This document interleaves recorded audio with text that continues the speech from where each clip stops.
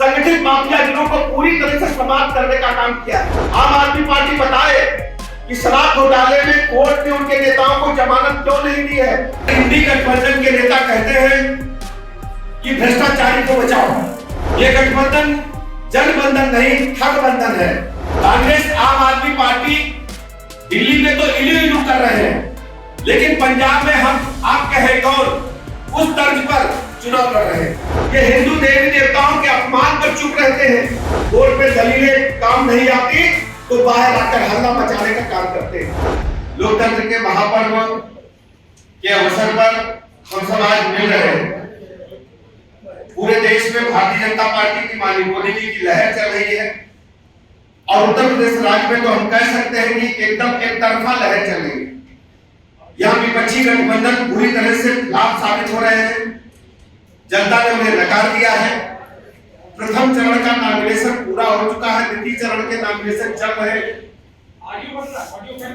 प्रथम चरण से लेकर द्वितीय चरण के कई लोकसभा क्षेत्रों के नामांकन में हमें खुद शामिल होने का अवसर मिला।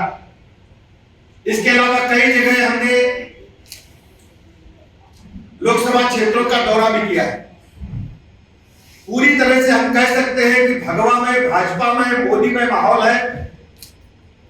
80 में 80 सीटें भारतीय जनता पार्टी के पक्ष में प्रचंड बहुमत के साथ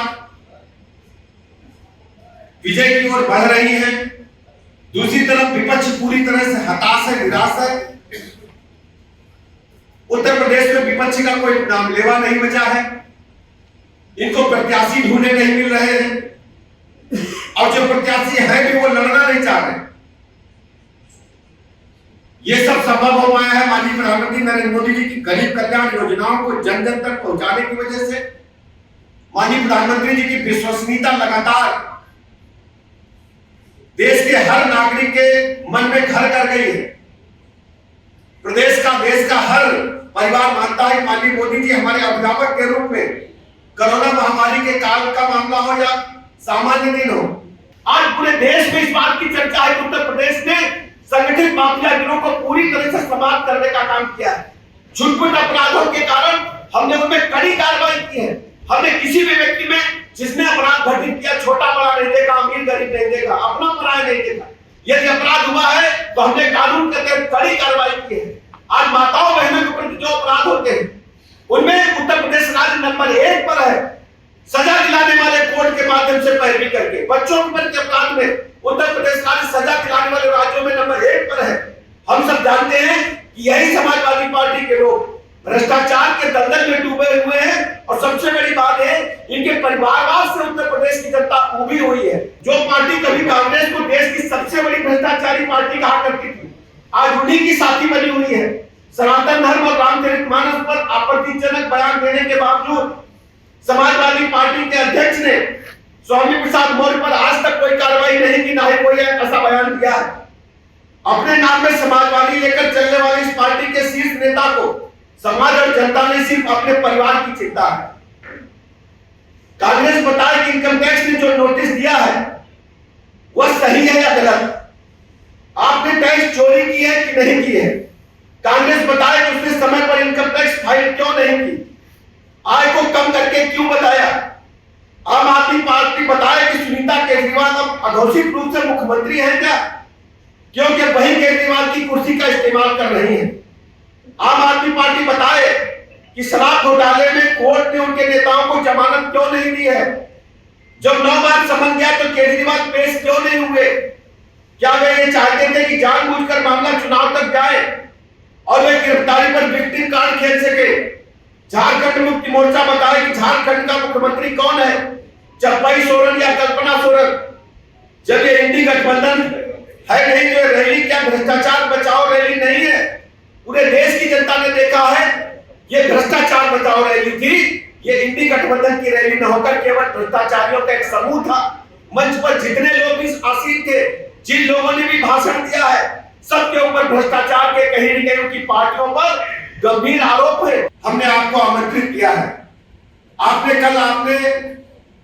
इंडी गठबंधन की रामलीला मैदान में भ्रष्टाचार के भाईचारा का डेली सोप देखा होगा। हमने देखा भ्रष्टाचारी किस घमंड से अपने भ्रष्टाचार को जस्टिफाई कर रहे हैं।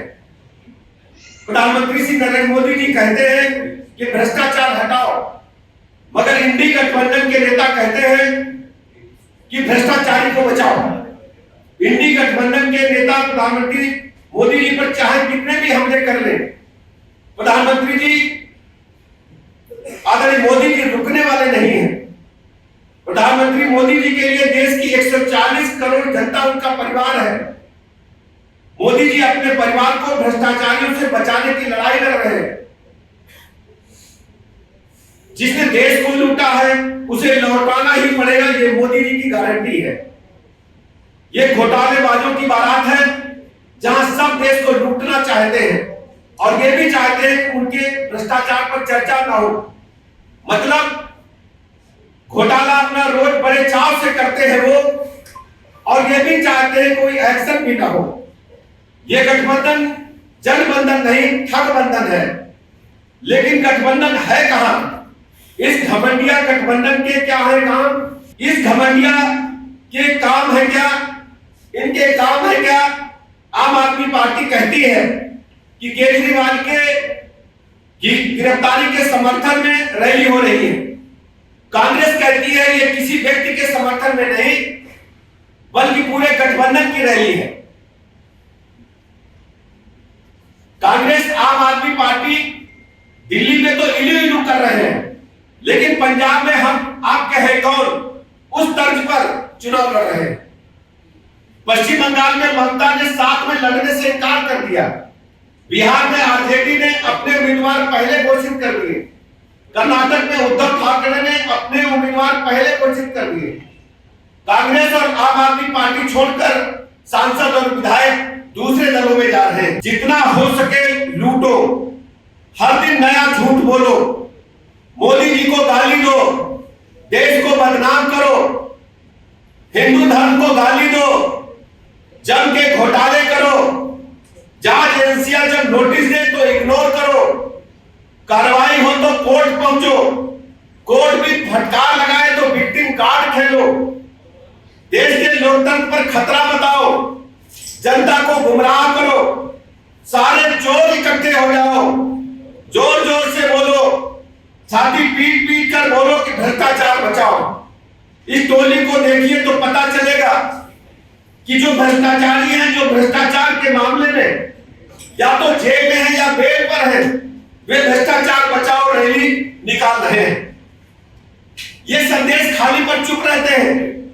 पश्चिम बंगाल में संदेश खाली पर क्या हुआ पूरे देश की जनता ने देखा। हमारी अबला बहनों पर जिस ढंग से अत्याचार अनाचार हुआ और वहां की तृणमूल सरकार ने उनको सेफ गार्ड देने का काम किया। यह अत्याचार अनाचार माताओं बहनों पर भारतीय जनता पार्टी माननीय मोदी जी बिल्कुल बर्दाश्त करने वाले नहीं है। माननीय मोदी जी ने इसलिए माताओं बहनों को नंबर 1 पर लाने के लिए संसद में आरक्षण कर दिया है और कांग्रेस पार्टी लगातार उसमें पेंडिंग डाल करके अपने जेब में रखी हुई थी। महिलाओं का वोट तो लेते थे कांग्रेस पार्टी गठबंधन के लोग, लेकिन महिलाओं को कभी मुख्य धारा में उनके जीवन स्तर को ऊपर उठाने के लिए कोई काम नहीं किया। आज हम कह सकते हैं कि पूरे देश की महिलाओं का सम्मान बढ़ा है और महिलाओं के अंदर एक सम्मान से जीने की ललक भी बढ़ी है।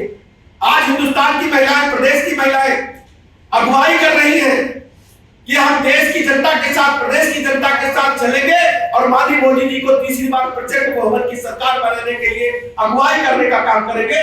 ये देश की शक्ति का अपमान करते हैं लेकिन सब चुप रहते हैं। ये शाहजहां शेख जैसे अपराधी पर चुप रहते हैं। ये उदयनिधि स्टालिन के सनातन विरोधी बयान पर चुप रहते हैं। ये रामचरितमानस के अपमान पर चुप रहते हैं। ये अपने घोटाले पर चुप रहते हैं लेकिन सजा पर सवाल उठाते हैं। ये हिंदू देवी देवताओं के अपमान पर चुप रहते हैं।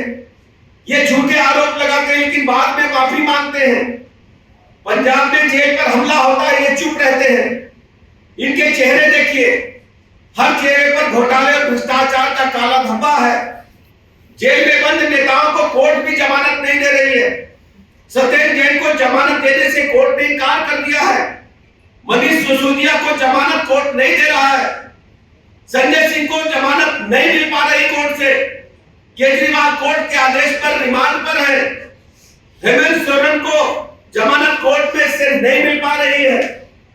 कांग्रेस पार्टी से इनकम टैक्स की रिकवरी को दिल्ली हाईकोर्ट सही ठहरा रही है। शाहजहां शेख पर कोर्ट ने एक्शन लिया है। लालू यादव पर कोर्ट से मामला तय हो रहा है। तो क्या इंडी गठबंधन कोर्ट के खिलाफ रैली कर रहा है?